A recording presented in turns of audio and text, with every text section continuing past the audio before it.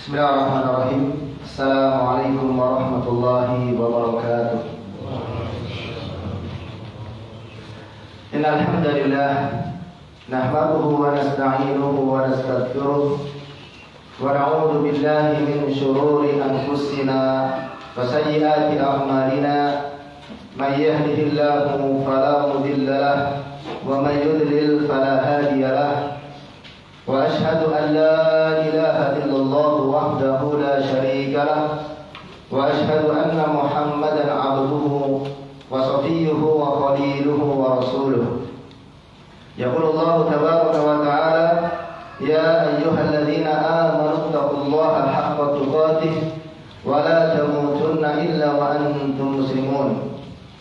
Wa qala ya ayyuhan nasu taqu rabbakumul ladzi khalaqakum min nafsin wahidah وخلق منها زوجها وبث منهما رجالا كثيرا ونساء واتقوا الله الذي تساءلون به والأرحام إن الله كان عليكم رقيبا.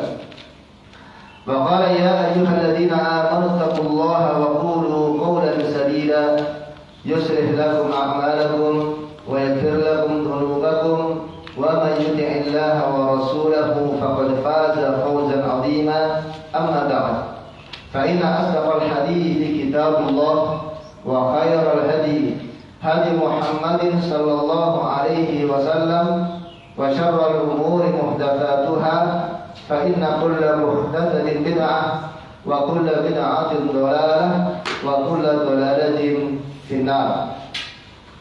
Jamaah sekalian, Bapak-bapak dan ibu-ibu yang dirahmati Allah Subhanahu wa taala. Alhamdulillah kita bersyukur kepada Allah Subhanahu wa taala pada kesempatan pagi hari ini Allah Subhanahu wa taala pertemukan kita kembali di masjid yang mulia ini, di dalam salah satu rumah dari rumah-rumah Allah Subhanahu wa taala, untuk kembali kita bertafaqquh fiddin, mempelajari agama kita, mempelajari agama Islam, mempelajari perkara-perkara yang Allah Subhanahu wa taala wajibkan atas diri kita sebagai hamba-Nya, sebagai hamba Allah Subhanahu wa taala. Semoga Allah Subhanahu wa taala memberikan kita taufiknya, menambahkan hidayahnya kepada kita semua, dan memberikan kita ilmu yang bermanfaat dan amal yang soleh untuk kita jadikan bekal bagi kita di hari di mana tidak bermanfaat lagi harta dan anak-anak, kecuali orang yang datang kepada Allah Subhanahu wa taala dengan hati yang bersih, dengan amal soleh. Yauma la yanfa'u malun wala banun illa man atallaha biqalbin salim. Hari di mana tidak bermanfaat lagi, tidak berguna lagi bagi seorang pun, yaitu pada hari kiamat, anak-anak dan harta benda yang kita kumpulkan, kecuali yang bermanfaat hanyalah orang yang datang kepada Allah Subhanahu wa taala dengan membawa hati yang bersih, dengan membawa hati yang mentauhidkan Allah Subhanahu wa taala, dengan membawa amalan-amalan yang soleh di hadapan Allah Subhanahu wa taala. Jemaah sekalian yang dirahmati Allah Subhanahu wa taala, insyaallah taala kajian kita pada kesempatan pagi hari ini, sebagaimana sudah maklum, kita akan membahas tentang makna kalimat tauhid, menyelami makna kalimat tauhid dan urgensi dari kalimat tauhid. Kalau kita mendengar kalimat tauhid, apa yang dimaksud dengan kalimat tauhid, Mas? Ada yang tahu? Apa itu kalimat tauhid? Ya? Mengesahkan Allah. Iya, betul. Ada lagi? Apa itu kalimat tauhid? Ibu ada tahu? Kalimat tauhid adalah kalimat la ilaha illallah, mengesahkan Allah. Kalimat la ilaha illallah itu kalimat tauhid. kalimat la ilaha illallah atau syahadat la ilaha illallah Muhammadun Rasulullah. Syahadat la ilaha illallah. Sebuah kalimat yang pendek, sebuah kalimat yang ringkas, tapi memiliki makna yang begitu dalam, memiliki konsekuensi yang begitu besar. Barang siapa yang mengucapkan kalimat ini, kalimat la ilaha illallah, kalimat tauhid, akan menjadi sebab seseorang dia selamat di dunia dan di akhirat. Sebuah kalimat yang merupakan ibadah yang paling besar di sisi Allah Subhanahu wa ta'ala. Sebuah kalimat yang merupakan ibadah yang paling tinggi dan ibadah yang paling pertama yang Allah wajibkan kepada setiap hambanya. Jadi kalimat tauhid adalah kalimat yang Allah Subhanahu wa ta'ala mewajibkan pertama kali kepada hambanya. Sebagaimana disebutkan oleh Al-Imam Ibnu Katsir rahimahullahu ta'ala, di mana beliau mengatakan wa a'dhamu ma amarallahu bihi at-tauhid. Dan perintah yang paling besar yang Allah perintahkan kepada hambanya adalah tauhid. Mengucapkan la ilaha illallah, kemudian mengamalkan konsekuensi dari kalimat la ilaha illallah. Sebagaimana bahwasanya kalimat tauhid la ilaha illallah adalah kewajiban yang Allah wajibkan kepada seluruh manusia, yang dengan mengucapkan la ilaha illallah menjadi pintu masuk ke dalam Islam. Semua orang, semua manusia, ya, setelah diutusnya Rasulullah SAW, maka wajib masuk Islam. Oh iya, Pak. Silakan, takutkan. Ya. Di luar masih banyak Pak yang belum. Masih ada jamaah yang masih di luar, silakan maju, masih ada yang kosong. Tafadhol. Ya. Silakan maju. Tawassam. Nah. Jadi kewajiban yang paling pertama bagi setiap hamba adalah mengucapkan kalimat tauhid. Di mana kalimat tauhid ini adalah merupakan kalimat yang merupakan pintu masuk bagi Islam. Karena setiap orang setelah diutusnya Rasulullah SAW, maka wajib untuk masuk Islam. Dengan apa? Mengucapkan la ilaha illallah. Orang yang mengucapkan la ilaha illallah, maka dia akan selamat di dunia dan selamat di akhirat. Selamat di dunia, karena Nabi SAW bersabda, umirtu an uqatilan nas hatta yashhadu an la ilaha illallah. Aku diperintahkan untuk memerangi manusia sampai mereka mengucapkan la ilaha illallah. Jadi kalau Islam sudah tegak ya, Islam sudah tegak, dakwahnya adalah mengajak orang-orang yang belum masuk Islam itu untuk masuk Islam mengucapkan la ilaha illallah. Kalau tidak mau, maka mereka wajib membayar jizyah, upeti. Kalau mereka tidak mau, baru diperangi oleh kaum muslimin. Dan itulah yang dilakukan oleh Rasulullah SAW. Maka orang yang mengucapkan la ilaha illallah, dia terjaga darahnya, dia terjaga hartanya, dia terjaga kehormatannya. Kalimat la ilaha illallah menjaga ya manusia di dunia, memberikan keselamatan manusia di dunia. Ya. Kemudian kalimat tauhid juga menjadi sebab seseorang dia selamat di akhirat kelak, dimasukkan ke dalam surga dan dijauhkan dari api neraka. Karena Nabi SAW bersabda, "Walladzi nafsi biyadihi la yasma'u bi ahadun min hadhil ummati yahudiyyun wala nasraniyyun thumma la yu'minu bima ursiltu bihi illa kana min ashabin nar." Demi zat yang jiwaku ada di tangannya, kata Rasulullah SAW, Rasulullah bersumpah dengan menyebutkan nama Allah Subhanahu wa ta'ala, demi zat yang jiwaku ada di tangannya. Ya. Tidak mendengarku, la yasma'u bi, tidak mendengarku, tidaklah mendengarku salah seorang dari umat ini, yaitu Yahudiyun wala Nasraniyun, baik Yahudi maupun Nasrani. Jadi Yahudi dan Nasrani itu termasuk umatnya Nabi Muhammad sallallahu alaihi wasallam. Dan tapi namanya umat dakwah. Kalau orang muslim yang sudah masuk Islam namanya umat istijabah, ya. Umat ijabah. Ya, mereka adalah umat dakwah. Nah, Nabi sallallahu alaihi wasallam diutus sama utus semesta alam untuk seluruh manusia.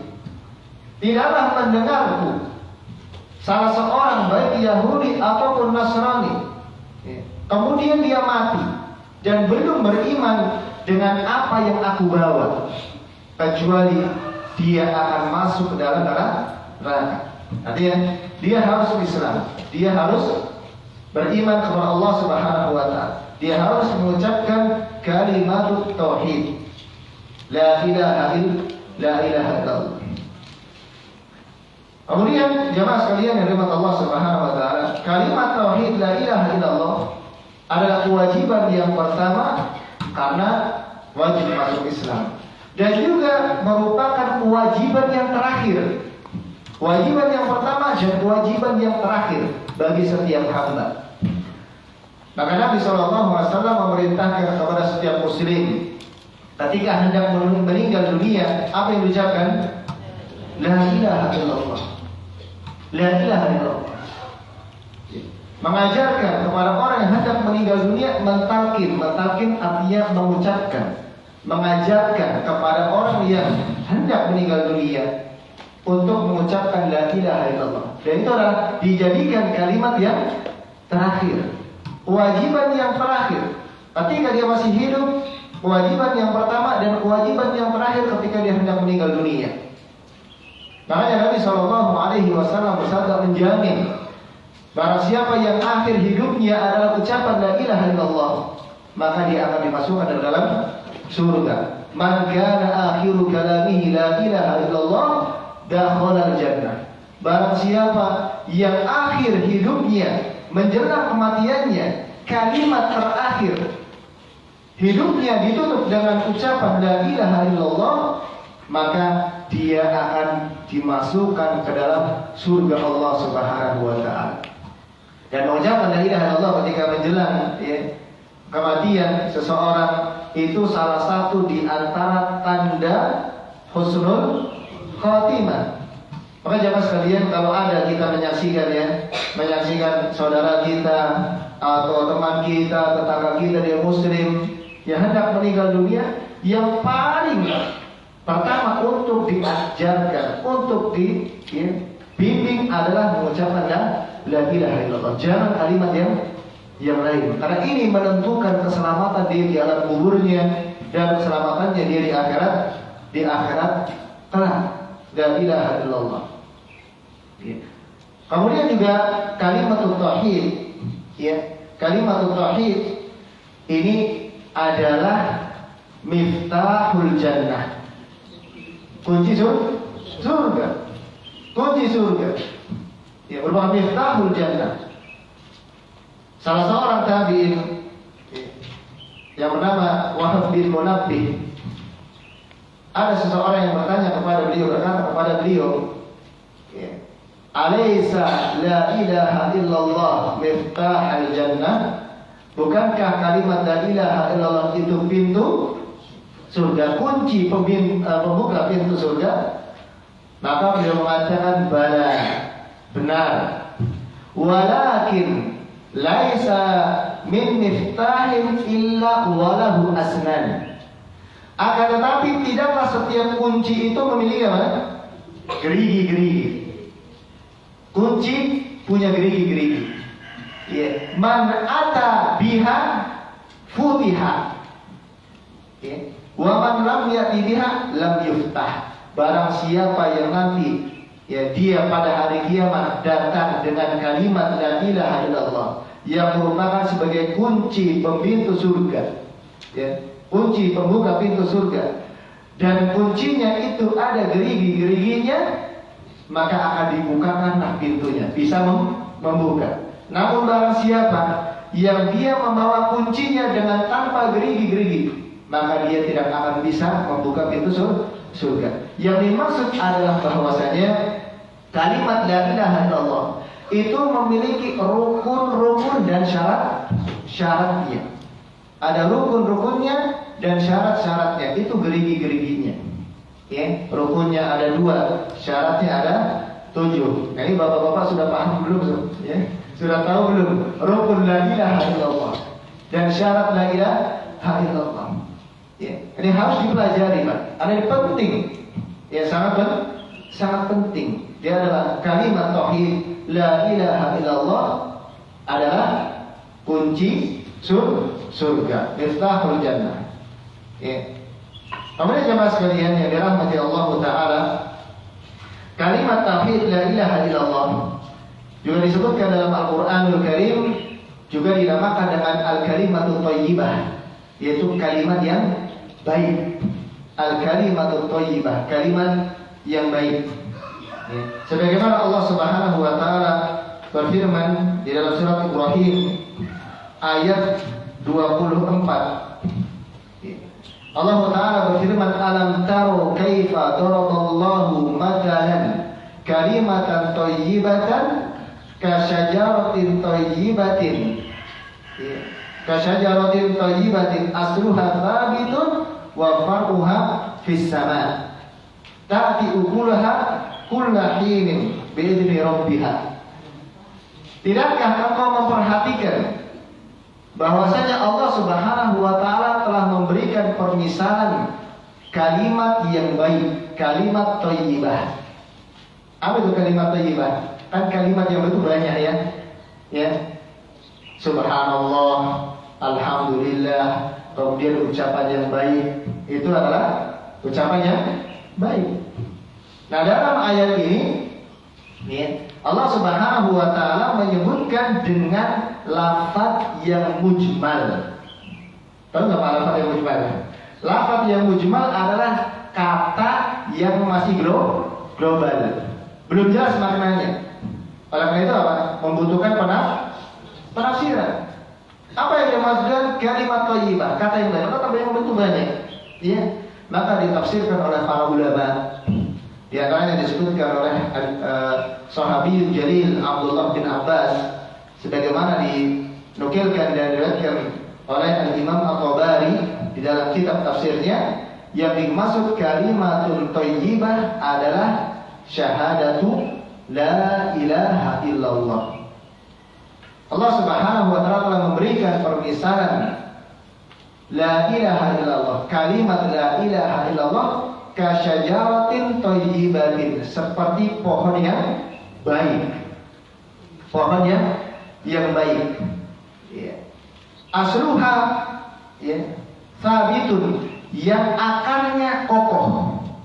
Wa far'uha fis sama, dan cabang-cabangnya pohonnya menjulang tinggi ke langit.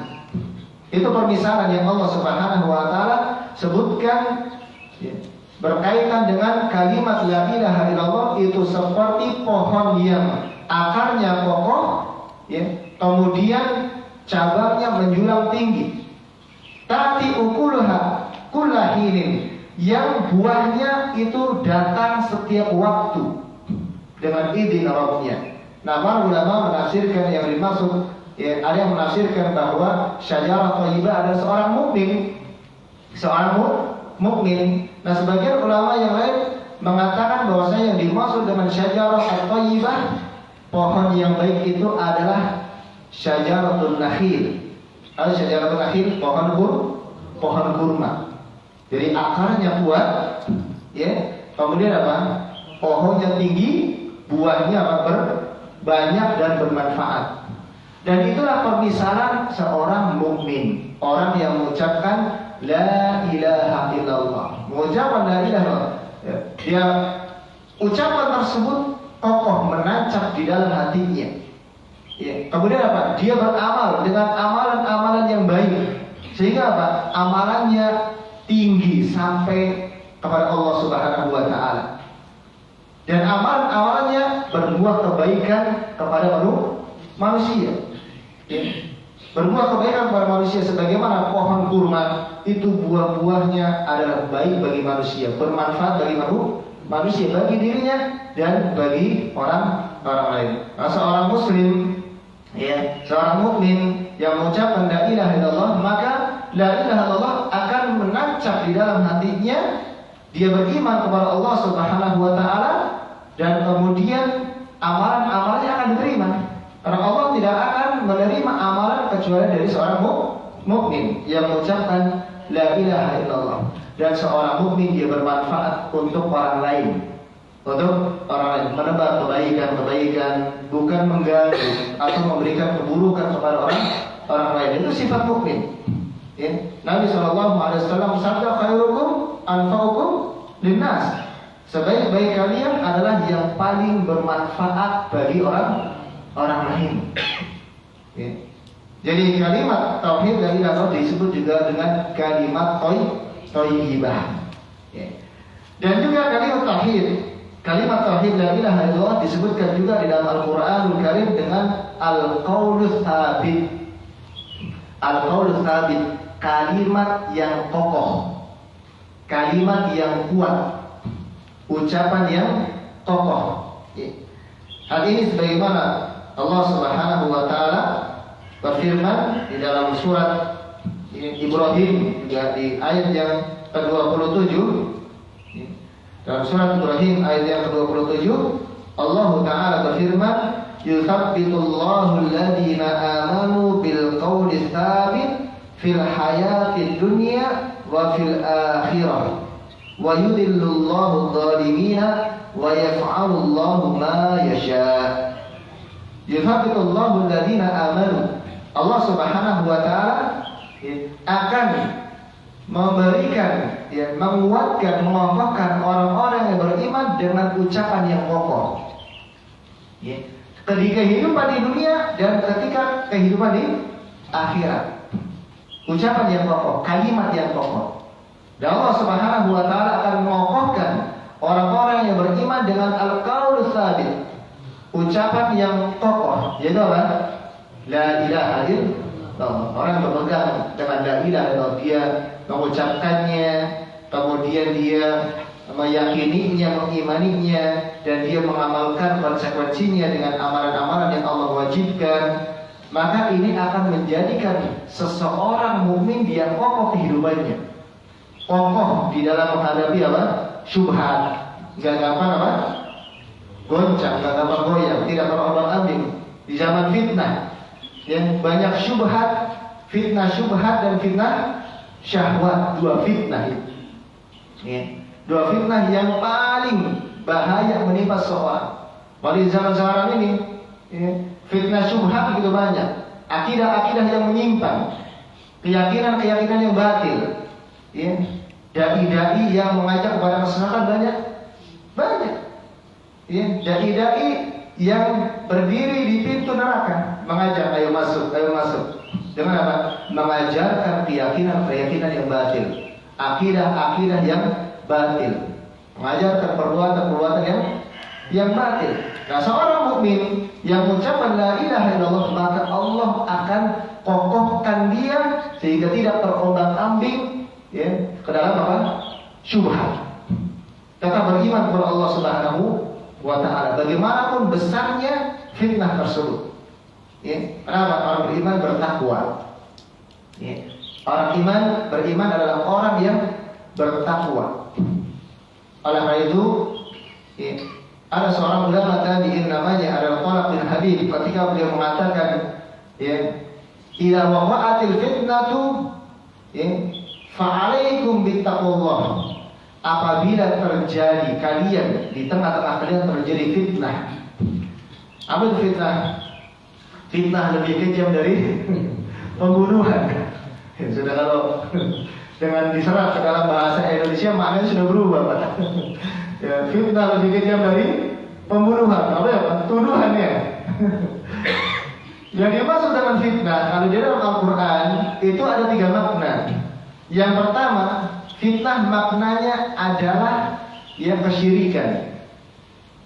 Yang kedua maknanya fitnah itu adalah ujian-ujian, musibah.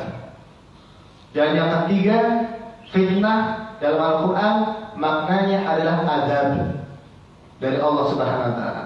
Jadi fitnah yang disebutkan dalam Al-Quran memiliki 3 makna. Yang pertama maknanya adalah kesyirikan. Yang kedua musibah ujian. Yang ketiga adalah azab. Apabila terjadi fitnah di tengah-tengah kalian, musibah, ya, musibah, ujian-ujian, ya, ada gempa, kemudian banjir, apalagi penyakit COVID. Alhamdulillah Allah sudah hilangkan penyakit tersebut. Bagaimana perasaan kita semua Pak ketika masa COVID? Masa-masa yang dahulu belum pernah kita rasakan. Yang umurnya sekarang 40 tahun kan pernah merasakan ya, generasi-generasi. Belum pernah ada musibah-musibah yang seperti ini dahulu. Ya. Musibah wabah seperti ini belum pernah ada sebelumnya. Dan ini adalah fitnah, musibah ujian yang Allah Subhanahu wa taala berikan. Maka wajib bagi kalian untuk bertakwa kepada Allah Subhanahu wa taala. Karena fitnah, musibah dan ujian itu akan reda, akan hilang dengan takwa kepada Allah Subhanahu wa taala, dengan keimanan kepada Allah Subhanahu wa taala. Alhamdulillah ujian sudah berlalu. Orang-orang yang mungkin diuji dia sabar, tetap beriman kepada Allah, dia akan mendapatkan pahalanya di sisi Allah Subhanahu wa taala. Ya, syahwat ya terkait dengan apa? Ya, kenikmatan dunia. Ya, harta, anak, istri, ya. Ya, semua kenikmatan dunia itu adalah syahwat. Segala sesuatu yang diinginkan oleh jiwa. Apakah syahwat tersebut kemudian melalaikan seseorang dari beribadah kepada Allah Subhanahu wa taala? Apakah harta, anak, istri dan yang lainnya dari kenikmatan dunia lebih dia cintai atau Allah yang lebih dicintai? Allah dan Rasulnya yang lebih dia cintai. Mencintai harta, anak dan istri melebihi kecintaannya kepada Allah termasuk kesyirikan. Namanya syirkul mahabbah, syirik mahabbah. Meskipun syirik kecil. Sibuk dengan dunia, sudah waktunya ada panggilan azan, Allah memanggilnya, ya masih sibuk dengan urusan dunia, tidak segera memenuhi panggilan Allah. Ini lebih mencintai dunia daripada Allah Subhanahu wa taala. Ini di dunia. Ada di akhirat, kata para ulama bahwasanya seorang mukmin akan Allah kokohkan dengan ucapan sabit, yaitu la ilaha illallah, ketika di alam kuburnya. Ketika di alam kuburnya dia bisa menjawab pertanyaan 2 malaikat. Man rabbuka? Siapa Rabbmu? Wa man nabiyyuka? Wa ma dinuka? 3 pertanyaan yang nanti akan ditanya ya oleh 2 malaikat kepada setiap penghuni kuburan. Maka orang yang beriman akan menjawab, Nabi Allahu Rabbi, atau Rabbi Allah. Rabbu adalah Allah Subhanahu wa taala. Wa Nabi Muhammad, dan Nabi adalah Muhammad sallallahu alaihi wasallam. Wa dini al-Islam. Dan orang mukmin dia akan bisa menjawab. Kalau orang munafik akan mengatakan apa? La adri. Apa saya tidak tahu. Karena nas yaquluna hakata wa qultuhu. Dahulu orang-orang di dunia yang mengatakan seperti ini, maka aku pun ngikutin. Orang munafik begitu, ikut ke sana, ikut kemari, terombang-ambing. Kalau ada orang kafir, ya maka dia langsung disiksa. Oleh kedua mereka. Orang yang beriman yang ketika dia mengucapkan la ilaha illallah di dunia, maka ketika di alam kuburnya dia bisa mengucapkan la ilaha illallah. Apa yang diucapkan, dia ucapkan di alam kuburnya. Apa yang diamalkan di dunia, nanti di alam kuburnya sholat akan menjadi ya seperti seseorang yang menjaganya. Sholat, puasa, dan yang lainnya, amalan soleh yang menyelamatkan seseorang di alam kuburnya. Dan alam kubur itu adalah awwalu manzilin min manazilil akhirah, rumah yang pertama dari rumah-rumah akhirat. Barang siapa yang dia selamat di alam kuburnya, maka kehidupan setelahnya itu akan lebih mudah. Yang selamat di kuburnya, nanti di akhirnya pasti masuk surga. Dan barang siapa yang dia tidak selamat di alam kuburnya, ditanya 3 perkara, dia tidak bisa menjawab, disiksa terlebih dahulu di situ. Dan di akhirat nanti ada azab yang lebih berat, yaitu masuk dalam neraka.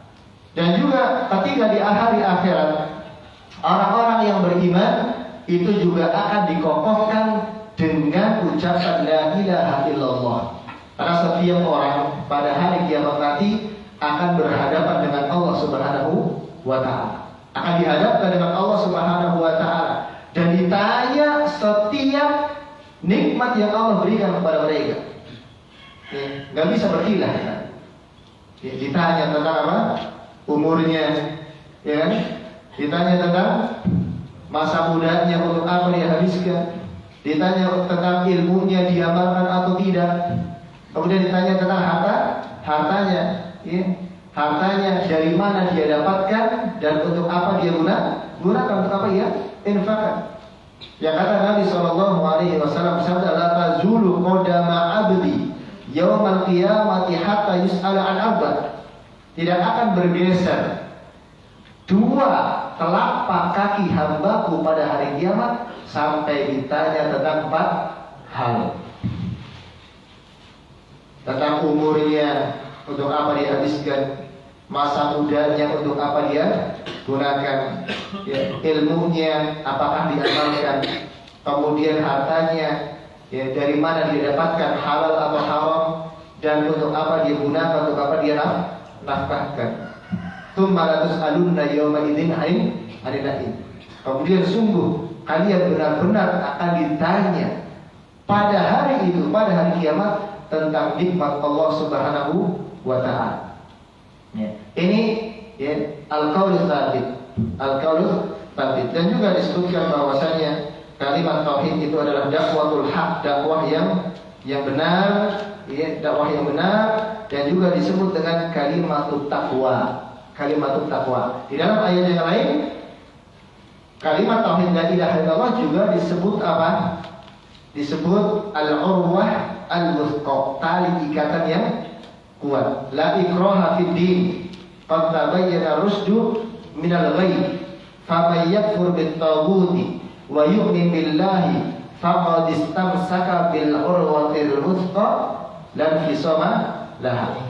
Ya, itu namanya apa? Al-urwah al-wuthqa.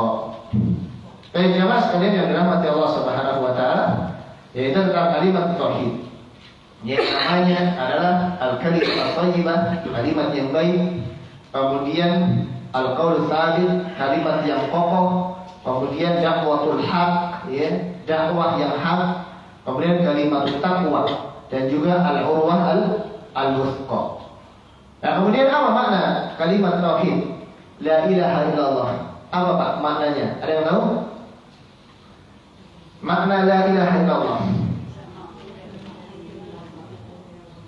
apa Bu? Tidak ada?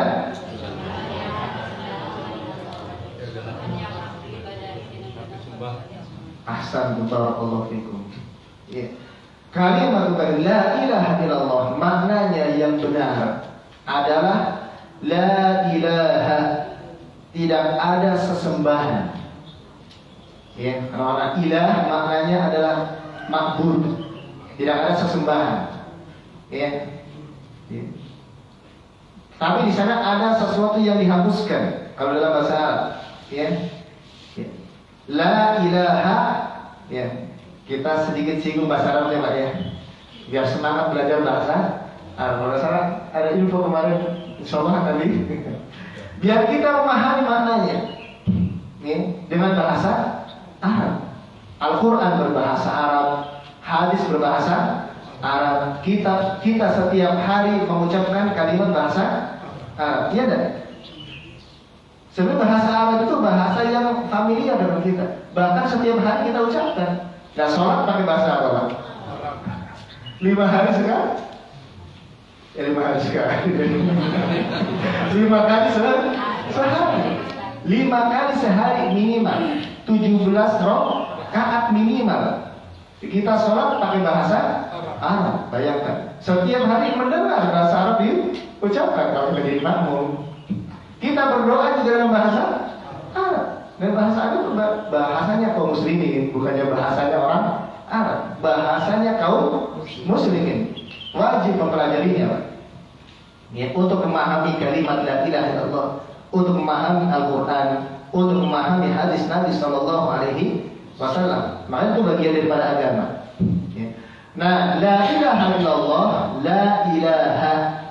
Ya, kalau di dalam bahasa Arab, la, ya, itu namanya nafiyatun lil jinsi. Dia memiliki amalan seperti amalan inna, ya, menasabkan isimnya dan merofakkan khobarnya. Ya, mudah-mudahan nanti antum akan pelajari. Ya, jadi ada isim setelah la, yaitu la ilaha. Ilaha itu isim la-nya. Dia mansub, harokatnya fathah. Ya, harokatnya fathah, bukan doma. Jadi kalau orang baca la ilahu illallah, salah. Atau la ilahi illallah, salah. Maknanya pasti berubah, berbeda. Karena yang ahlu sunnah itu ilmu, ya. Dan sampai kita nggak bisa, ya, membedakan antara ya panjang dan pendek karena berubah maknanya. Atau tidak mengetahui harokat, salah, ya. Harokat fathah dibaca dhammah, dhammah dibaca fathah atau baca kasrah, itu nanti akan berubah makna. Pentingnya kita belajar bahasa Arab. Ya. Sehingga pada situ la ilaha itu ada isimnya ilaha, namun harus ada khobarnya. Tetapi di situ tidak disebutkan, maka harus ditakdirkan. Makanya ditakdirkan la ilaha bihaqqin, tidak ada sesembahan yang berhak untuk diibadahi illallah, kecuali Allah Subhanahu wa taala. Jadi makna yang benar dari la ilaha illallah adalah tidak ada sesembahan yang hak untuk diibadahi. Tidak ada sembahan yang hak kecuali Allah. Bukan tidak ada Tuhan selain Allah. Ini keliru. Keliru dari sisi bahasa dan dari sisi maknanya. Ya, dari sisi maknanya. Ya. Kenapa? Karena Tuhan selain Allah ada enggak? Sesembahan selain Allah ada enggak? Banyak. Pohon yang disembah, ya, kemudian orang yang disembah, patung yang disembah, ya, dan yang lainnya yang disembah selain Allah. Sesembahan yang tidak berhak untuk disembah. Ya. Maka Allah Subhanahu wa taala berfirman, "Wa dzalika bi anna Allaha huwal haqq wa anna ma yad'una min dunihil batil." Yang demikian itu sesungguhnya Allah adalah sesembahan yang berhak untuk diibadahi, dan apa yang disembah selain Allah adalah batil. Kenapa tidak berhak disembah, ya, selain Allah itu? Ya karena dia bukan menciptakan kita, nggak memberikan rezeki kepada kita, nggak bisa ngapa-ngapain, ngapain disembah? Ya, apa ini disembah? Makanya Nabi Ibrahim ketika dakwah kepada ayahnya dan bapaknya menyembah berhala, bahkan yang membuat patung berhala. Nah, ayahnya Nabi Ibrahim, Azar. Ya, Nabi Ibrahim berdakwah kepada bapaknya, ya, dengan lemah lembut, dengan sangat baik dan sangat bijak. Disebutkan di dalam surat Maryam, ya, wadkur fil kitab Ibrahim innahu kana siddiqan nabiyya. Dan sebutkanlah wahai Muhammad kisah Nabi Ibrahim. Sesungguhnya dia adalah seorang yang benar tauhidnya dan seorang nabi. Iqala li abihi, ketika Nabi Ibrahim berkata kepada bapaknya, mendakwahi. Orang yang paling pertama harus kita dakwahi adalah keluarga kita dulu. Orang tua kita sayang mereka, kita ajak masuk ke dalam surga. Ya.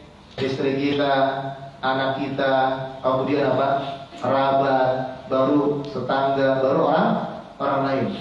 Itu metode dakwah. Sebagaimana itu dilakukan oleh Rasulullah SAW. Makanya orang berkata, ya abi, lima ta'budu ma la yasma'u wa la yubsiru wa la yughni anka syai'a. Pakai logika. Ya. Wahai ayahku, mengapa engkau menyembah sesuatu yang gak bisa mendengar, gak bisa melihat, dan tidak bermanfaat bagimu, tidak bisa memberikan manfaat bagimu? Kalau secara akal, patung yang dia buat harusnya patung yang nyembah dia, kan ya? Dia yang buat. Terus apa? Dia sembah. Gak keliru itu. Ya, kalau secara logika harusnya, ya, harusnya. Tapi keliru, ya. Ya abadi inni qad ja'ani minal ilmi ma lam ya'tika fattabi'ni. Wahai ayahku, sesungguhnya telah datang ilmu kepadaku yang tidak ada padaku, maka ikutilah aku, dan seterusnya. Ya, itu dakwahnya Nabi Ibrahim. Jadi yang betul adalah makna kalimat la ilaha illallah, tidak ada sesembahan yang berhak diibadahi dengan benar kecuali Allah Subhanahu wa taala. Bukan maknanya tidak ada Tuhan selain Allah. Keliru maknanya. Ya, Tuhan selain Allah itu banyak. Bahkan disebutkan dalam Al-Qur'an. Ya, ketika Nabi Yusuf bertanya kepada dua penghuni penjara. Ya sahibai sijni, a'arbabun mutafarriquna khairun amillahul wahidul qahar. Wahai dua penghuni penjara, apakah Tuhan yang banyak itu lebih baik, ataukah Allah Subhanahu wa taala yang Maha Esa, yang Maha Tunggal?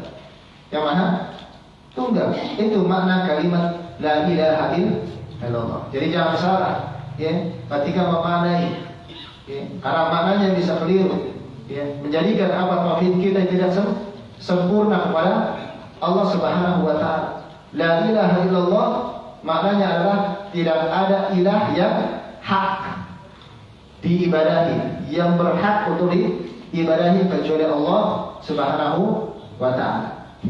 Nah, kemudian la ilaha illallah itu memiliki dua rukun. Setelah kita mengetahui maknanya, ya, la ilaha illallah memiliki dua rukun.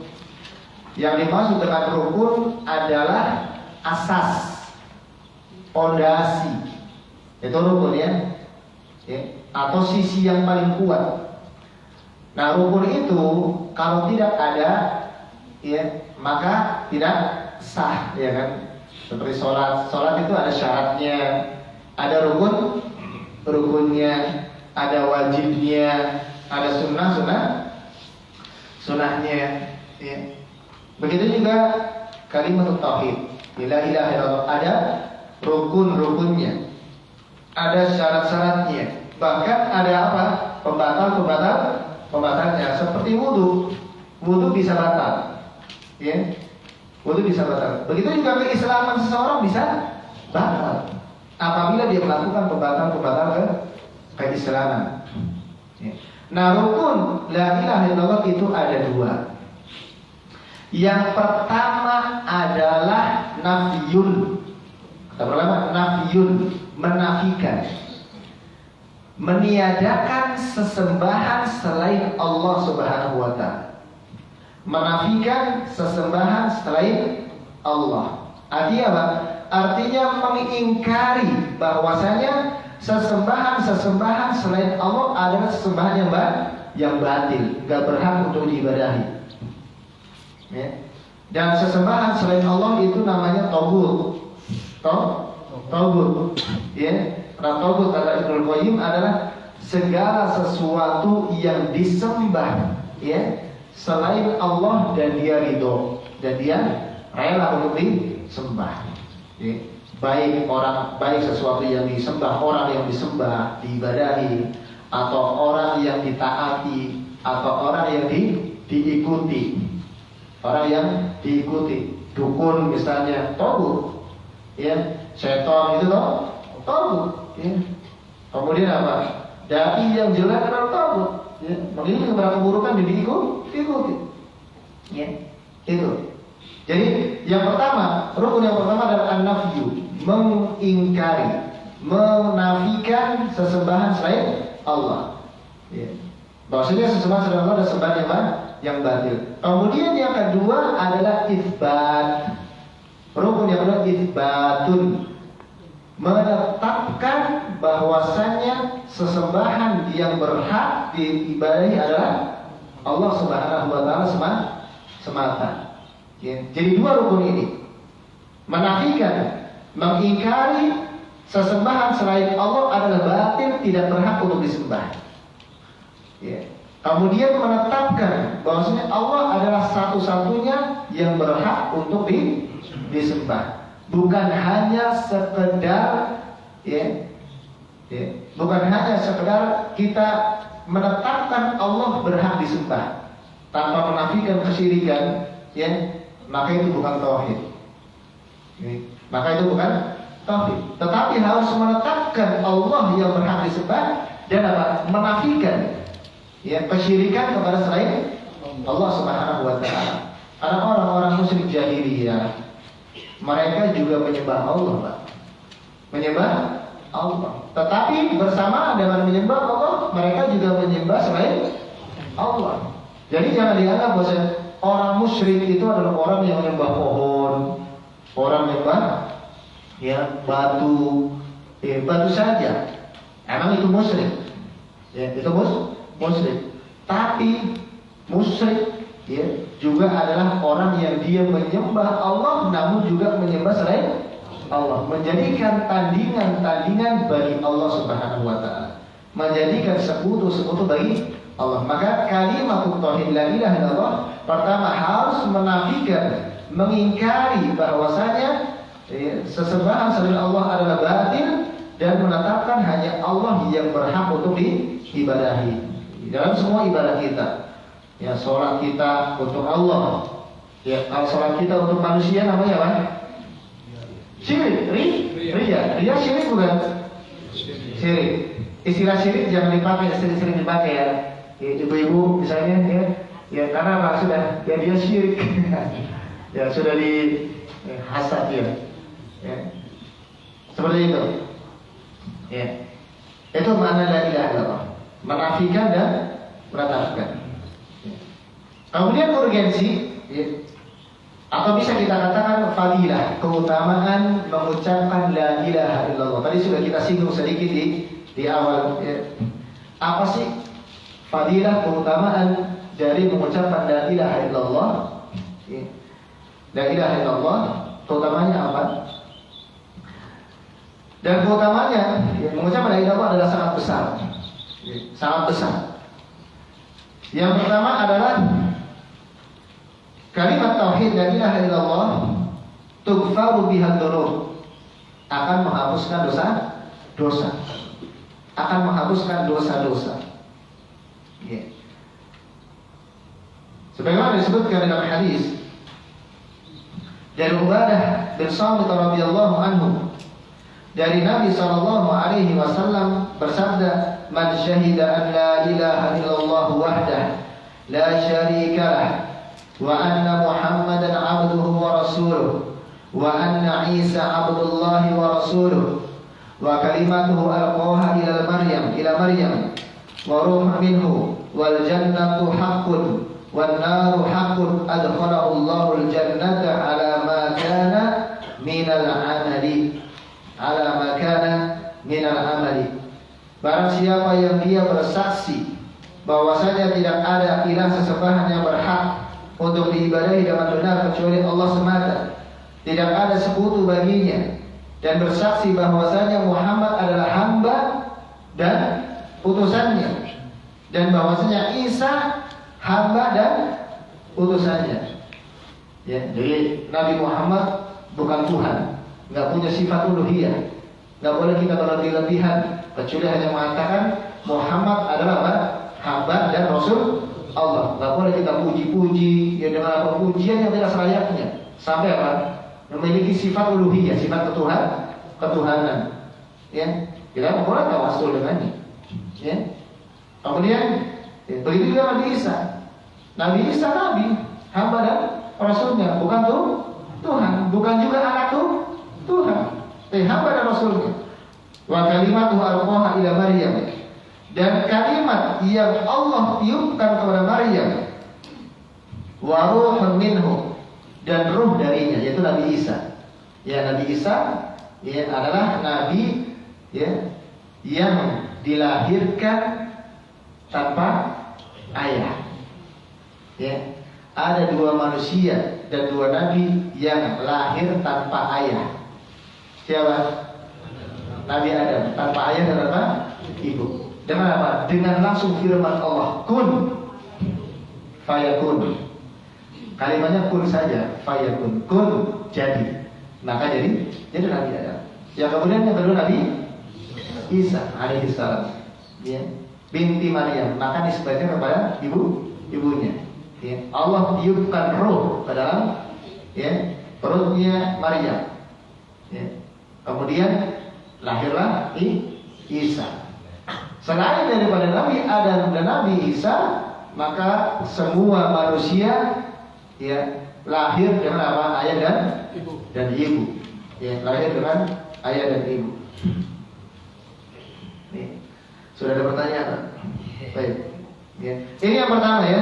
Jadi kalimat tauhid la ilaha illallah akan menghapuskan dosa. Wal jannatu haqqun wan naru haqqun. Dan dia bersaksi bahwasanya surga itu benar dan neraka itu benar. Maka Allah akan memasukkannya dirinya ke dalam surga. Ucapan la ilaha illallah menghapuskan dosa-dosa. Kenapa? Karena orang yang mengucapkan la ilaha illallah ya, dahulu misalnya dia kafir, perbuatan kekufuran, perbuatan maksiat itu dosa. Tapi ketika dia masuk Islam mengucapkan la ilaha illallah, maka seluruh dosanya terhapuskan. Begitu juga seseorang yang dia mengucapkan la ilaha illallah, kemudian dia melakukan dosa-dosa, maka Allah berkehendak nanti mengampuni dosanya selagi dosanya bukan dosa kesyirikan dan dia belum bertobat kepada Allah Subhanahu wa taala sebelum meninggalnya. Kemudian yang kedua, keutamaan la ilaha illallah adalah bahwasanya kalimat tauhid ya, itu akan menjaga darah seseorang, menjaga nyawanya, hartanya dan kehormatannya. Sebenarnya sudah kita syaratkan tadi. Orang yang mengucapkan la ilaha illallah ketika di dunia, dia akan selamat di dunia, dia akan aman. Ya, hartanya nggak boleh dicuri, nggak boleh diambil, ya, nyawanya nggak boleh dibunuh, ya, kehormatannya juga tidak boleh dirusak. Ya. Ketika dia sudah mengucapkan la ilaha illallah. Ya. Kata Nabi SAW, umirtu an uqatila an-nasa hatta yashhadu an la ilaha illallah. Ya.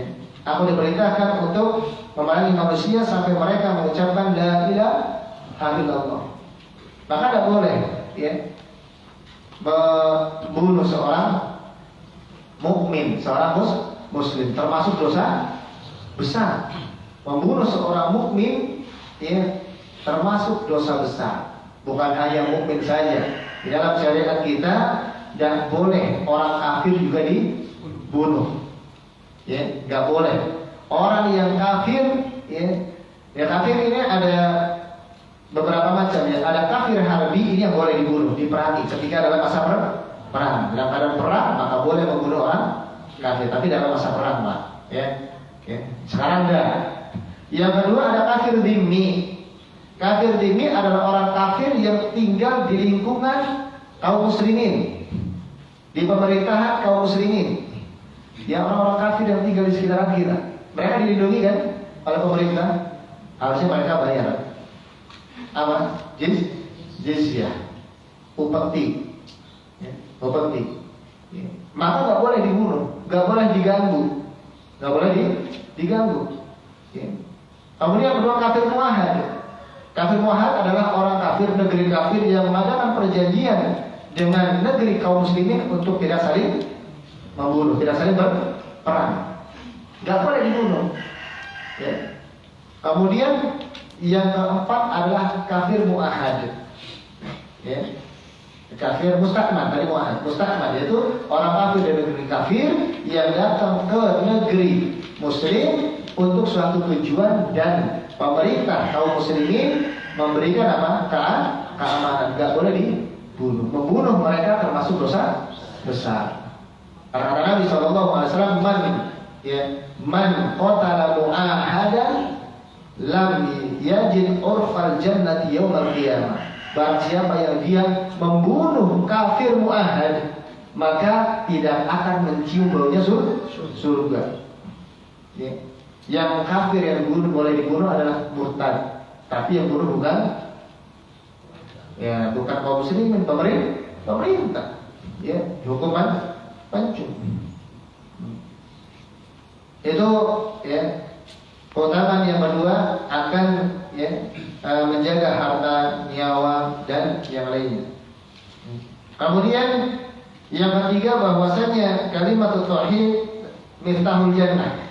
Pintu kunci pembuka surga. Kunci pembuka surga. Seseorang yang dia mengucapkan la ilaha illallah dijamin oleh Allah Subhanahu wa taala masuk surga. Dijamin, Pak. Ya. Walaupun melakukan dosa-dosa besar selagi bukan dosa kesyirikan. Ya, karena Allah Subhanahu wa taala tidak akan mengampuni orang yang mati dalam keadaan masih melakukan kesyirikan dan belum bertaubat. Kalau orang melakukan kesyirikan dan di akhir hidupnya dia tidak bertaubat kepada Allah Subhanahu wa taala, maka dia masuk dalam neraka, kekal di dalamnya. Innallaha la yaghfiru an yushraka bihi wa yaghfiru ma duna dzalika liman yasha. Sesungguhnya Allah tidak mengampuni dosa kesyirikan dan Allah akan mengampuni dosa-dosa besar yang lainnya selain kesyirikan. Yang dimaksud Allah tidak akan mengampuni dosa kesyirikan adalah tidak mengampuni kalau seseorang dia mati dalam keadaan masih melakukan kesyirikan. Jadi akhir hidupnya dia masih kesyirikan. Ini masih musyrik. Allah tidak akan ampuni dosanya. Namun kalau seandainya seseorang dia meninggal dalam keadaan masih mentauhidkan Allah, tidak melakukan dosa kesyirikan, tapi dia melakukan dosa besar. Seorang muslim yang berzina, kemudian mati, belum bertaubat, gimana? Masuk surga atau masuk neraka? Seseorang yang mencuri, begal, itu muslim, begal di jalan. Tadi ngeri juga Pak, pagi dari Cibitung jam, ada orang yang bilang sekarang lagi rawat begal. Ya sudah, kita tawakal saja sama Allah. Allah yang maha menjaga. Begal, muslim, begal Allah. Ya, dan dia belum dihukumi kafir, tidak dihukumi musyrik, masih muslim, tapi dia begal. Ya, kemudian merampok itu dosa besar. Ya, kemudian dia mati misalnya, ya, dikeroyok apa gitu kan, atau dilawan dengan orang yang dibegalnya. Ya. Maka hukumnya apa? Akidah Ahlussunnah wal Jamaah mengatakan orang yang meninggal dalam keadaan melakukan dosa besar atau masih mukmin, masih muslim, maka dia ada di bawah kehendak Allah Subhanahu wa taala. Kalau Allah berkehendak untuk mengampuninya pada hari kiamat nanti, Allah ampuni dan langsung dimasukkan ke dalam surga. Rahmat Allah sangat luas. Namun kalau Allah berkehendak untuk tidak mengampuninya pada hari kiamat, maka Allah masukkan ke dalam neraka, tapi nggak kekal. Nanti akan dimasukkan ke dalam surga, ya. Tapi merasakan pedihnya neraka sebagai balasan dari perbuatan dosanya. Itu kalau seandainya Allah tidak mengampuni. Tapi apa? Karena kalimat tauhid tersebut menjamin dirinya masuk dalam surga, akan keluar dari neraka dan masuk ke dalam surga. Tapi jangan dikira ya, aduh berbuat maksiat saja biar nanti juga masuk surga. Paling walaupun masuk neraka dulu, jangan dikira Pak. Masuk neraka bayangkan ya. Ada neraka yang paling ringan itu adalah ya kepada Abu Thalib ya. Kepada Abu Thalib. Abu Thalib musyrik, kafir, tapi azabnya paling ringan. Karena apa? Karena syafaat Nabi SAW. Itu ya hanya mengenai sendalnya saja api neraka. Namun apa? Otaknya mendidih. Kalau nyemplung sudah langsung habis, langsung yang hancur, langsung hancur. Itu kalau nanti apa? Dimasukkan ke dalam neraka dan api neraka warnanya apa? Hitam. Warnanya hitam. Ya. Allah Subhanahu wa taala membakar api neraka selama 1000 tahun sehingga warnanya merah. Kemudian dibakar lagi 1000 tahun menjadi warna putih. Dibakar lagi 1000 tahun menjadi warna hitam. Makanya As-Sirat, jembatan yang nanti ya setiap manusia nanti mukmin munafik ya, mukmin dan munafik ya, pada hari kiamat nanti akan melewati sirat. Itu jembatan menuju surga yang dibentangkan di atas neraka jahanam. Warnanya gelap, warnanya hitam. Berarti apa? Gelap. Seorang mukmin dia akan berjalan dengan cahaya yang ada pada dirinya. Cahaya bekas wudu, cahaya keimanan, ya, cahaya bekas wudu, cahaya uban. Itu cahaya. Sebagaimana disebutkan oleh Nabi Sallallahu Alaihi Wasallam, dijamin masuk surga dengan sebab la ilaha illallah. Ya.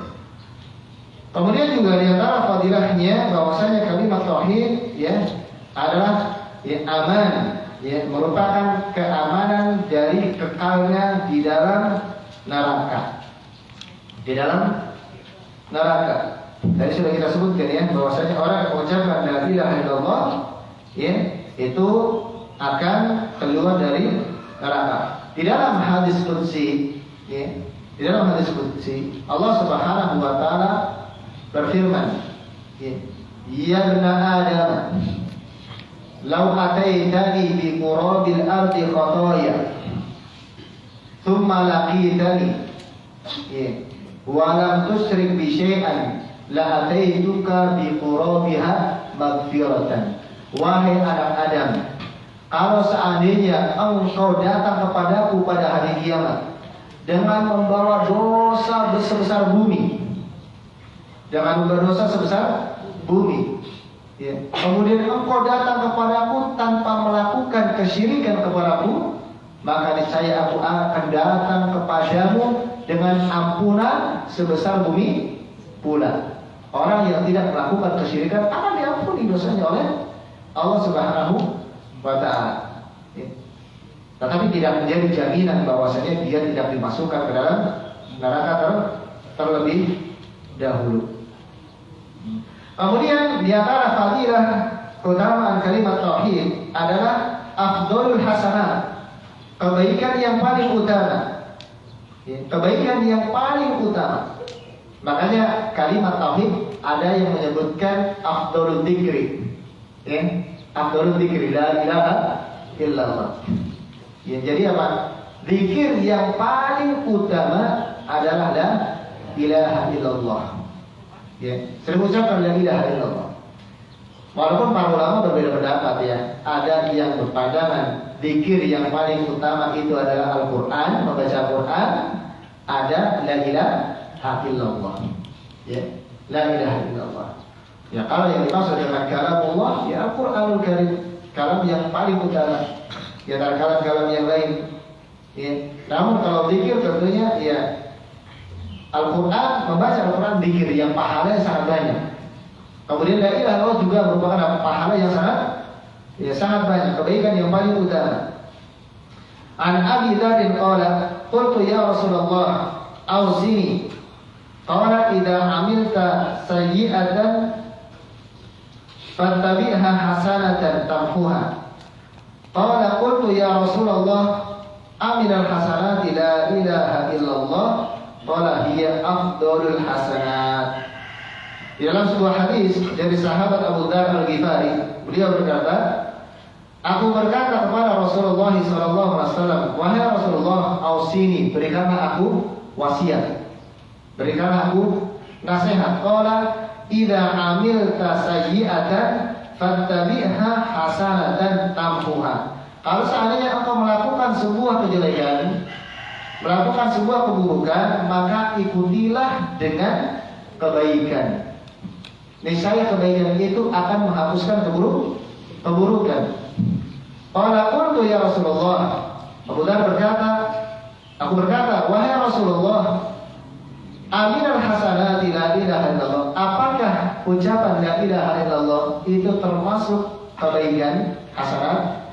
Qala hiya afdalul hasanat. Rasulullah bersabda, ya, dia adalah kebaikan yang paling utama. La ilaha illallah. Ketika jalan, Pak, naik motor, la ilaha illallah. Kemudian astagfirullah. Ya. La ilaha illallah wallahu akbar subhanallah. Ya. Walhamdulillah wa la ilaha illallah wallahu akbar. Ucapkan istighfar, ya. Di setiap saat biasakan lisan kita untuk berzikir, ya, jangan menyebutkan istighfar. Ya, kemudian kalimat tauhid, ya, kemudian juga tahmid, ya. Pahalanya besar. Kalimat tauhid la yuzaru syai'un minal a'mal. Kemudian bahwasanya kalimat tauhid itu tidak bisa dibandingkan dengan amalan-amalan yang lain. Kalimat tauhid, ucapan la ilaha illallah, nanti pada hari kiamat, ya, kalau ditimbang dengan keburukan-keburukan yang sebesar bumi, dengan kalimat tauhid itu nanti akan lebih berat kalimat tauhid. Ya, nanti disebutkan di tokoh kartu. Ya, ada hadis di tokoh, hadis yang menyebutkan bahwa itu adalah kartu. Artinya apa? Ucapan la ilaha illallah ditimbang dengan apa? Amalan keburukan yang begitu banyak, ternyata apa? Lebih berat la ilaha illallah. Ya. Ini diantara beberapa yang keutamaan atau urgensi kita yang mengucapkan la ilaha illallah. Yang mudah-mudahan setelah kita mengetahui makna kalimat la ilaha illallah, ya, kemudian kita memahaminya dengan benar dan juga kita mengamalkannya, menafikan sesembahan selain Allah, dan kita hanya menyembah dan beribadah hanya kepada Allah Subhanahu wa taala.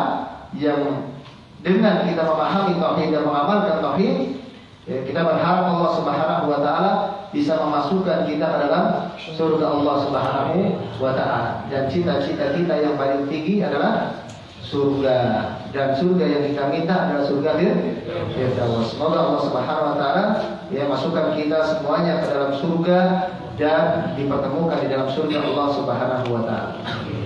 Kita rasa cukup kajian untuk pada kesempatan pagi hari ini. Ya, kita lanjutkan dengan pertanyaan, soal jawab.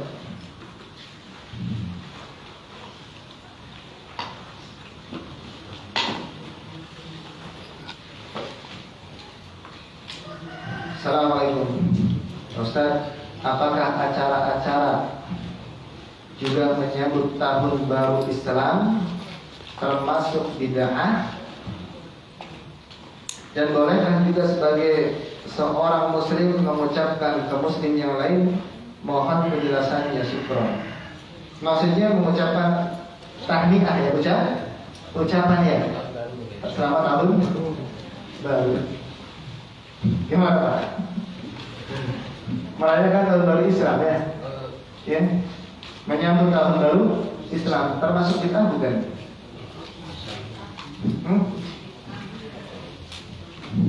Baik. Sekarang ketika seorang dia menyambut tahun baru Islam, dia menganggap ibadah atau bukan?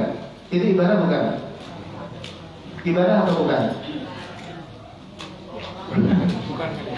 Ketika dia menyambut dia kan, menyambutnya dengan apa? Misalnya makan-makan, ya.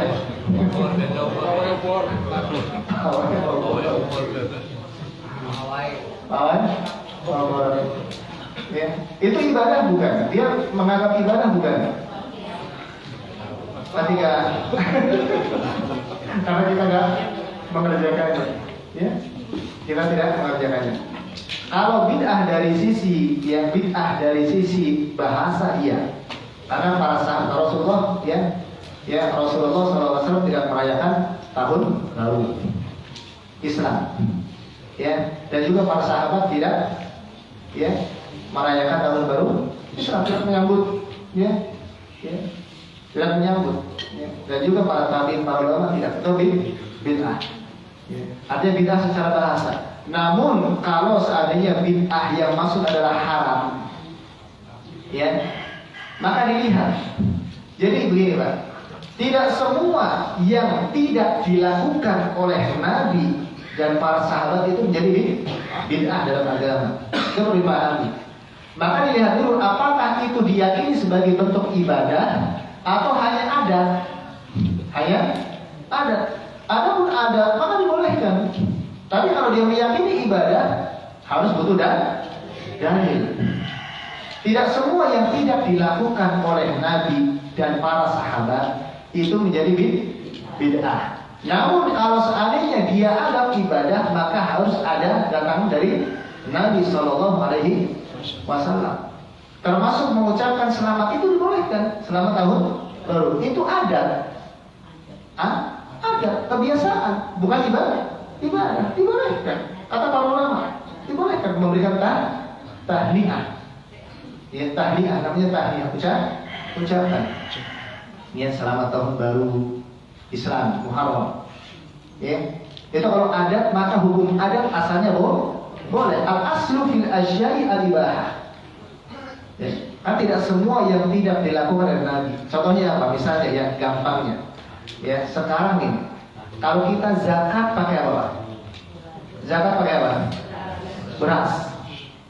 Nabi kan nggak pernah zakat pakai beras. Iya enggak? Kenapa nggak kita zakat pakai kurma? Karena Nabi zakatnya pakai kurma. Kenapa kita pakai zakat pakai beras? Nggak pernah dilakukan oleh Nabi. Nggak pernah dilakukan oleh para sahabat. Bahkan ada ulama mengatakan boleh mengeluarkan zakat pakai uang. Ada ulama yang mengatakan boleh. Nih, ini berkaitan dengan masalah fikih.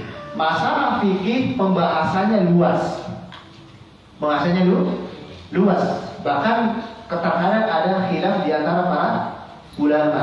Ya, bahkan kalau kita baca kitab fikih, ya, dari awal sampai akhir bab ada perbedaan pendapat para ulama. Makanya kita terus belajar, Pak. Ya, makanya kita terus belajar. Bahwasanya di sana di dalam masalah fikih, ya, maka kaum muslimin terkadang ada perbedaan pendapat. Bahkan jangankan kita, para ulama, sahabat saja berbeda pendapat ketika pada zaman Nabi SAW. Berbeda pendapat. Namun ketika pada zaman Nabi yang menjadi hakim siapa? Nabi sudah jadi sebuah hukum, tapi tidak mencela. Misalnya dalam sebuah hadis ketika Nabi SAW bersabda, la yusalliyanna ahadukumul asra illa fi Bani Quraidah. Janganlah salah seorang di antara kalian, jadi ketika Nabi SAW ini mengutus sariyah, jadi mengutus para sahabat, sekelompok sahabat untuk berperang. Nabi gak ikut. Kalau Nabi ikut namanya ghazwah, perang. Tapi kalau misalnya Nabi mengutus para sahabat untuk perang misalnya, itu namanya sariyah. Nah kemudian Nabi SAW bersabda kepada para sahabatnya yang mereka yang hendak berperang, janganlah kalian sholat asar kecuali di Bani Quraidah. Bani Quraidah adalah Yahudi, ya, Yahudi. Ya. Nah kemudian para sahabat ketika berjalan, ya, ini berbeda pendapat. Sebagian ada yang memahami hadis Nabi SAW, ya, kita harus sholat di sana, baik lewat waktunya atau tidak. Meskipun sudah lewat waktu, asar sudah habis, tetap sholat di sana, di Bani Quraidah. Namun sebagian sahabat tidak memahami, tidak, kita itu sholat itu tetap di tempat waktunya. Kalau seandainya sampai Bani Quraidah masih ada waktu asar, kita sholat di sana. Tapi kalau misalnya tidak, maka sholat di jalan. Berbeda pendapat, tapi nggak saling apa? Ya, nggak saling berantem. Karena memahami hadis Nabi Shallallahu Alaihi Wasallam, dan Nabi SAW tidak mencela keduanya. Tapi yang benar ada. Jadi mereka ijtihad. Karena mereka para sahabat kan mujtahid.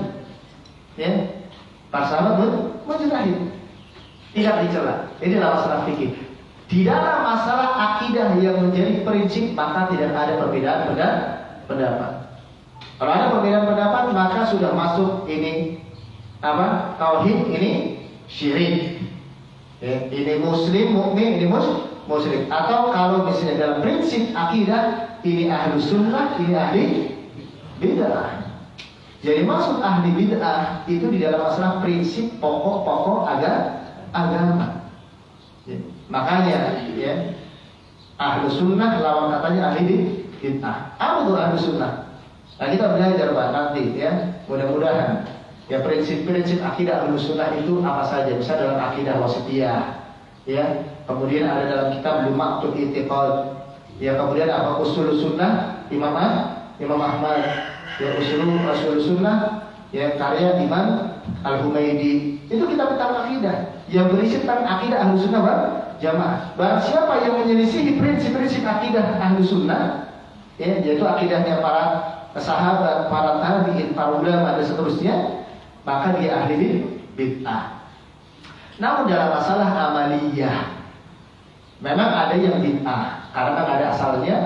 Tapi dalam kalau perselisihan di antara kebanyakan kaum muslimin, ya, yang mereka bersumber mengambilnya dari ulama, dari ada fikih yang madhab Hambali, ada fikih madhab Hanafi, ada fikih Maliki, ya. Itu semuanya mereka punya dalil, hanya berbeda di dalam memahami dan dari sehingga hukumnya beda. Ya, dalam masalah fikih. Makanya kita banyak ngaji, ya, banyak ngaji. Ada pun hal yang tadi ya, ada sebuah kaidah ya di dalam masalah adat, kebiasaan, tradisi, dan itu bukan dianggap bukan ibadah, maka itu hukumnya boleh. Kalau memang, tetapi kalau seandainya itu diyakini sebagai apa? Ibadah, maka menjadi bid'ah. Jadi bid'ah itu kalau ada. Ya, wallahu taala a'lam. Ada lagi pertanyaan, Pak? Silakan, Pak. Bismillah. Maka mana yang lebih utama kita berpikir dengan mengucap la ilaha illallah, terus ditambah lagi dengan wahdahu la syarikalah lahul mulku wa lahul hamdu wa huwa ala kulli syai'in qadir. Antara kedua itu mana yang lebih utama? Tanpa apa maka? Baik. Mana yang lebih utama? Berzikir dan mengucapkan la ilaha illallah saja atau la ilaha illallah wahdahu la syarikalah la haula wala quwwata illa lahul mulku wa lahul hamdu wa huwa ala kulli syai'in qadir. Ya, tentunya yang kedua, Pak. Karena yang kedua ada tambahan apa tadi? Kalimat. Ya, ada tambahan kalimat. Itu yang lebih utama dari sekedar mengucapkan la ilaha illallah. Ya, karena lafaznya lebih banyak, pasti apa? Pahalanya juga lebih banyak. Dan dia sudah mengucapkan la ilaha illallah, dapat pahala mengucapkan la ilaha illallah. Wahdahu la syarika, dapat pahala. Ya, dan seterusnya. Sebagaimana kalau seseorang dia mengucapkan assalamualaikum dengan assalamualaikum warahmatullahi atau dengan assalamualaikum warahmatullahi wabarakatuh.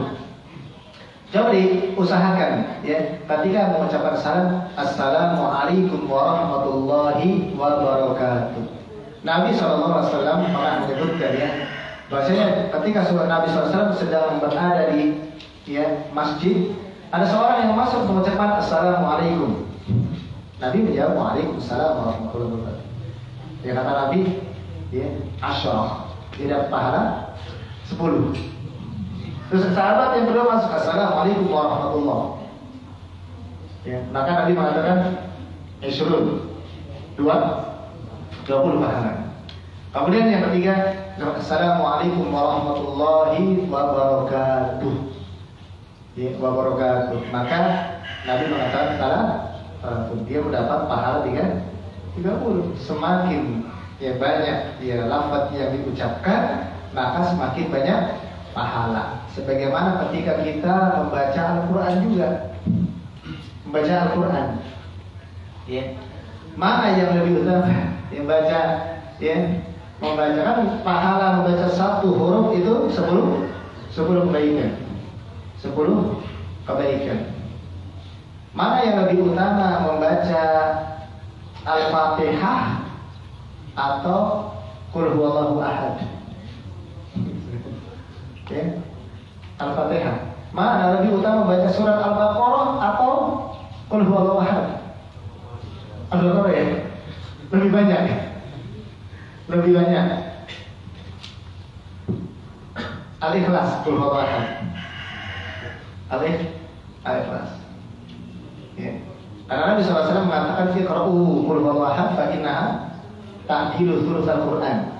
Bacalah kalian Qul huwallahu ahad, karena Qul huwallahu ahad itu menyamai sepertiga Al-Qur'an. Orang yang membaca Qul huwallahu ahad pada malam hari misalnya, ya, maka dia mendapatkan pahala sepertiga, artinya 10 juz Al-Quran. Bayangkan kalau kita nggak sanggup. Nabi pernah berkata kepada sahabatnya, ayat jisu ahadukum an yaqra'a thulutsal Qur'ana fil lail. Apakah salah seorang di antara kalian nggak ada yang sanggup membaca sepertiga Al-Quran dalam satu malam? 10 juz. Baca 2 juz saja sudah. Ini membaca Pak. Membaca 2 juz saja sudah, ya. 10 juz. Ya, kemudian sahabat mengatakan, ya Rasulullah. Ya. Maka kemudian Nabi SAW bersabda, Iqra'u Qul huwallahu ahad. Bacalah Qul huwallahu ahad fa innaha ta'dilu thulutsal Qur'an. Karena sesungguhnya Qul huwallahu ahad itu menyamai sepertiga Al-Quran. Baca itu Qul. Ya, makanya kalau ada imam yang Qul terus ini. Ada imam ketika baca Qul huwallahu ahad, ya di rakaat yang kedua Qul huwallahu ahad lagi, boleh nggak itu? Boleh, ya, boleh, ya. Ya tergantung yang membacanya. Kalau yang membacanya dia tahu hadis tentang keutamaan Qul huwallahu ahad, maka itu lebih utama. Tapi kalau yang membacanya karena bisanya Qul huwallahu ahad, beda pahalanya, beda nggak? Orang yang bisanya Qul hu, sehingga yang dibaca Qul hu terus. Namun ada orang yang dia membaca Qul huwallahu ahad karena apa? Dia sepertiga Al-Quran. Ya, atau karena dia cinta dengan Qul huwallahu ahad, karena Qul huwallahu ahad itu termasuk apa? Surat Al-Ikhlas. Isinya tauhid, isinya murni tauhid. Ya. Beda pahalanya. Beda pahalanya. Ada ya, ketika syariah tadi, ya. Nabi SAW kan mengutus syariah, sahabat untuk berperang. Kan kalau misalnya berperang atau safar itu kan ada apa? Ada pemimpin safar. Nah, pemimpin safar ini ketika safar atau ketika di perjalanan menjadi imam itu yang dibaca Qul hu terus. Qul huwallahu ahad. Rakaat pertama, rakaat kedua Qul huwallahu ahad. Maka kemudian setelah pulang disampaikan kepada Nabi Shallallahu Alaihi Wasallam, ya Rasulullah, sebulan ya kalau sholat bacanya Qul. Ya kemudian Nabi memerintahkan kepada yang menyampaikan tadi, salhu, tanya dia. Ya, tanya dia kenapa dia membaca Qul huwallahu terus.